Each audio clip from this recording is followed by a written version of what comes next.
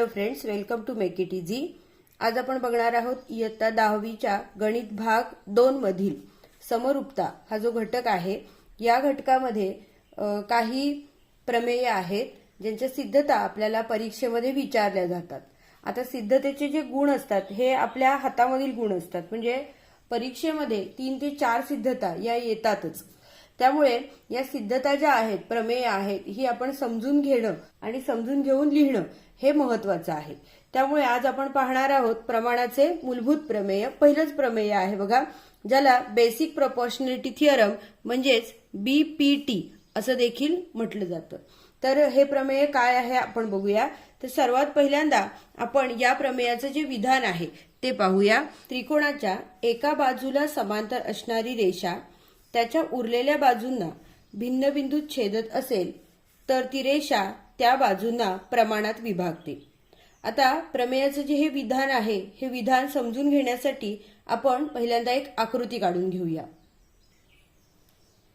पहा, या ठिकाणी आपण एक आकृती काढून घेतलेली आहे। एक त्रिकोण काढलाय आपण। त्रिकोणाचं नाव आहे त्रिकोण ABC। आता विधान बघा, त्रिकोणाच्या एका बाजूला समांतर असणारी रेषा। आता त्रिकोणाच्या 3 बाजू आहेत, बाजू AB, बाजू BC, बाजू AC। तर या 3 बाजूंपैकी एका बाजूला समांतर असणारी रेषा, तर रेषा आपल्याला या ठिकाणी दिसतेय बघा, हिला म्हणू आपण रेषा L। तर ही रेषा L कोणत्या बाजूला समांतर आहे, काही विद्यार्थ्यांना लगेचच लक्षात येत नाही। मग त्यासाठी काय करायचं बघा, रेषा L त्रिकोणाच्या कोणत्या 2 बाजूंना छेदते हे पहिल्यांदा पाहून घ्यायचं। ही जी रेषा आहे L, ही बाजू AB ला या ठिकाणी P मध्ये छेदते आणि बाजू AC ला Q मध्ये छेदते। याचा अर्थ रेषा L ही बाजू BC ला छेदत नाही। मग जर रेषा L बाजू BC ला छेदत नसेल, याचाच अर्थ रेषा L ही बाजू BC ला समांतर आहे। तर बघा, इथे काय म्हटलंय आपण, समांतर असणारी रेषा म्हणजे रेषा L त्याच्या उरलेल्या बाजूंना भिन्न बिंदूत छेदत असेल। जसं आपण पाहिलं की बाजू AB ला ही रेषा L बिंदू P मध्ये छेदते आणि बाजू AC ला रेषा L ही Q बिंदू मध्ये छेदते। तर ती रेषा त्या बाजूंना प्रमाणात विभागते। आता त्या बाजूंना म्हणजे कोणत्या बाजूंना, तर ज्या बाजूंना ती छेदते। रेषा L ज्या बाजूंना छेदते त्या बाजूंना ती प्रमाणामध्ये विभागते। आता प्रमाणामध्ये विभागते याचा अर्थ काय होतो, तर या ठिकाणी बघा, AP च्या दुप्पट PB असेल, AP च्या दुप्पट PB असेल, तर AQ च्या दुप्पट QC असेल। तर यालाच म्हणतात प्रमाणामध्ये विभागणे। म्हणजे इथे बघा, तुम्हाला मी लगेचच एक छोटंसं उदाहरण सांगते, त्यावरून तुमच्या लक्षात येईल। समजा AP आहेत 2 आणि PB आहेत 4, AP 2 PB 4। तर जर AQ 3 असेल तर QC किती असेल, तर QC हे AQ च्या दुप्पट असेल। कारण इथे बघा, इथे गुणोत्तर काय होते, 2:4। 2:4 म्हणजेच काय, 1:2। त्याचप्रमाणे इथे काय होणार, 1:2 होणार। म्हणजे 3 जर AQ 3 असेल तर QC किती असणार, 6 असेल। यालाच म्हणतात प्रमाणामध्ये विभागणे। आता यावरून हे जे विधान दिलेलं आहे, या विधानावरून आणि आकृतीच्या मदतीने सर्वात पहिल्यांदा आपण पक्ष लिहून घ्यायचा। आता या ज्या सर्व गोष्टी आहेत, आकृती आहे, पक्ष आहे, या सर्वांना परीक्षेमध्ये गुण असणार आहेत। त्यामुळे हे काळजीपूर्वक लिहायचंय।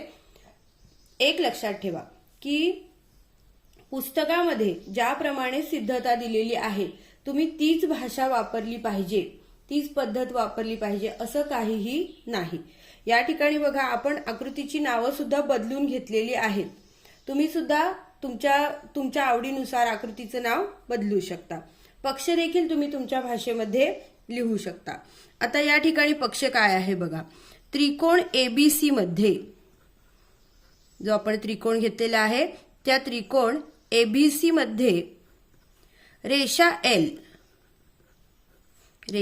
L आता हे चिन्ह आहे समांतरतेचं. तर कोणत्या बाजूला समांतर आहे? तर बाजू BC ला समांतर आहे. आणि रेषा L बाजू AB ला, रेषा L बाजू AB ला कोणत्या बिंदूत छेदते बघा? तर रेषा L ही बाजू AB ला P बिंदूत आणि रेषा AC ला Q बिंदूत छेदते. म्हणजे या ठिकाणी आपण काय लिहिलंय फक्त की ही जी रेषा L आहे ही त्रिकोण ABCच्या बाजू BC ला समांतर आहे आणि रेषा L ही बाजू AB ला P बिंदूमध्ये छेदते आणि बाजू AC ला Q बिंदूमध्ये छेदते. एवढं आपण हे पक्षामध्ये लिहिलेलं आहे. लक्षात ठेवा की पक्ष म्हणजे विधानामध्ये दिलेल्या गोष्टी, ज्या गोष्टीच्या आधारे आपल्याला ते प्रमेय सिद्ध करायचं आहे, याला म्हणतात पक्ष. आता यानंतर आपण बघणार आहोत साध्य. या प्रमेयाचं साध्य काय आहे बघा. साध्य म्हणजे आपल्याला काय सिद्ध करायचं आहे? काय सिद्ध करायचं आहे आपल्याला? की रेषा L ही त्रिकोण ABCच्या उरलेल्या बाजूंना प्रमाणामध्ये विभागते. मग प्रमाणामध्ये विभागते म्हणजे काय येणार बघा पुन्हा एकदा आकृतीकडे. तर AP छेद PB बरोबर AQ छेद QC. ही जी दोन गुणोत्तरं आहेत ही कशी आली पाहिजेत? समान आली पाहिजेत. आता यासाठी आपल्याला एक रचना करायची आहे. आता रचना म्हणजे काय? रचना म्हणजे काय बघा. तर दिलेलं विधान सिद्ध करण्यासाठी आपल्याला आकृतीमध्ये काही बदल करावे लागतात. बदल मूळ आकृती बदलायची नाही, तर आणखी काही गोष्टींची मदत आपल्याला घेता येते का हे आपल्याला पाहायचंय. मग या ठिकाणी या आकृतीमध्ये आपण काय करणार आहोत पहा. इथे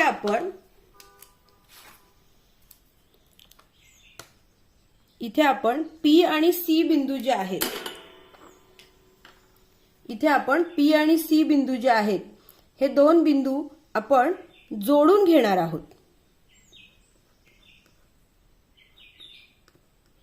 याप्रमाणे आणि त्याचप्रमाणे B आणि Q बिंदू हे देखील आपण काय करणार आहोत? जोडून घेणार आहोत. अशा पद्धतीने आपण ही रचना झाली. मग आपण काय केलं बघा. आपण काय केलं की आपण रेख PC काढला आणि रेख QB काढलेला आहे. म्हणजे आपण काय रचना केलेली आहे पहा. रेख PC आणि रेख QB काढले. आता इथे म्हणायचं काढले. आपण केली ना ती कृती. काढा म्हणायचं नाही. काढा म्हणजे आपण दुसऱ्याला सूचना दिल्यासारखं होतं. आपण करतोय म्हणून आपण काय लिहायचं? काढली किंवा काढले.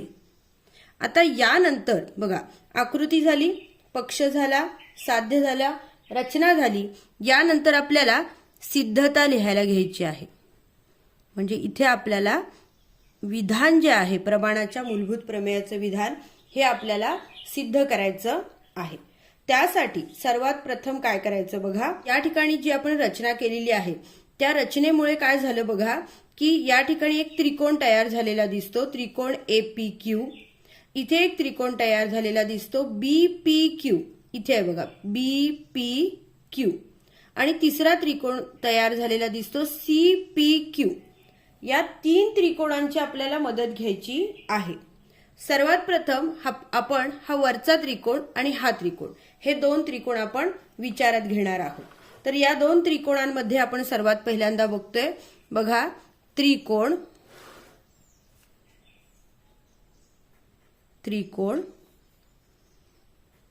APQ आणि त्रिकोण BPQ मध्ये. आता या दोन त्रिकोणांचा आपल्याला विचार करायचा आहे. आता हे कसे त्रिकोण आहेत पहा. आणि वरचा त्रिकोण हा APQ आणि हा त्रिकोण BPQ. हे जे त्रिकोण आहेत हे विशिष्ट प्रकारचे त्रिकोण आहेत. म्हणजे काय, तर हे समान उंचीचे त्रिकोण आहेत. कसं काय बघा, तर जर आपण AP हा या वरच्या त्रिकोणाचा पाया घेतला आणि BP हा या BPQ त्रिकोणाचा पाया घेतला, तर आपल्याला उंची कुठे काढता येईल बघा. त्रिकोण APQ ची उंची तर पायावरती लंब काढावा लागेल, म्हणजे या ठिकाणी उंची येईल. जर आपण काढायची म्हटली तर अशा पद्धतीने ही उंची येईल. आणि मग या त्रिकोणाचा विचार केला आपण BPQ चा, तर पाया जर BP असेल तर उंची Q मधून काढायला लागणार. याचा अर्थ हा जो त्रिकोण आहे APQ आणि दुसरा त्रिकोण BPQ, हे दोन त्रिकोण असे आहेत की ज्यांची उंची समान आहेत. म्हणजे हे दोन समान उंचीचे त्रिकोण आहेत. त्रिकोण APQ आणि त्रिकोण BPQ हे समान उंचीचे त्रिकोण आहेत. मग इथे आपण विधान लिहायचं, त्रिकोण APQ आणि त्रिकोण BPQ हे समान उंचीचे त्रिकोण आहेत.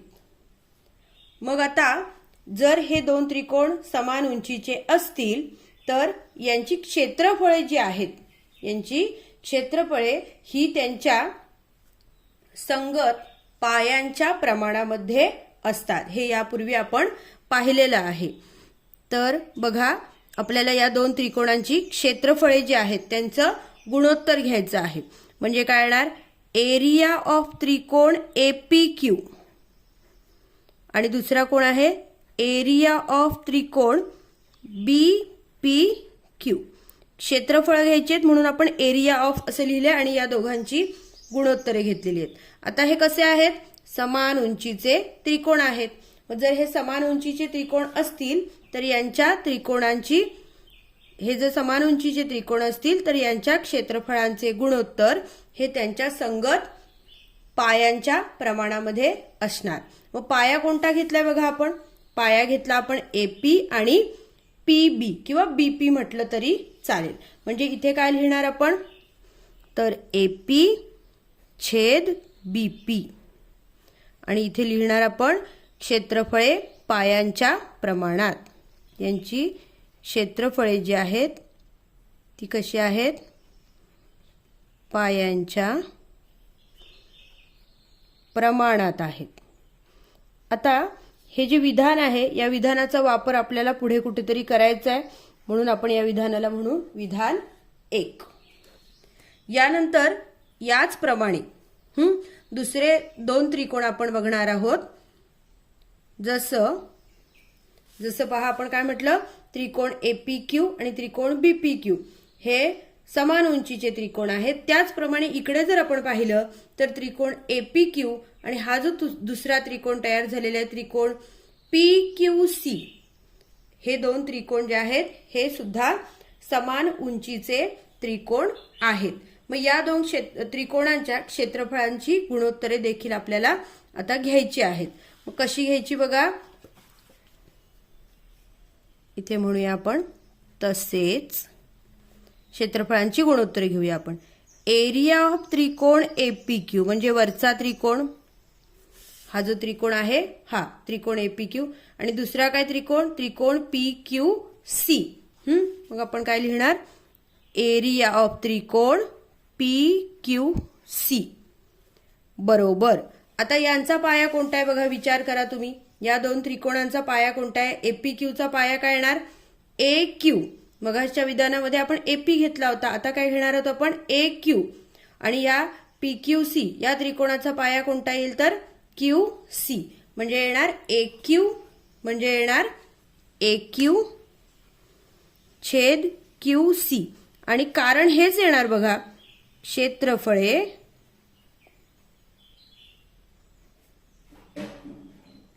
पायांच्या प्रमाणात.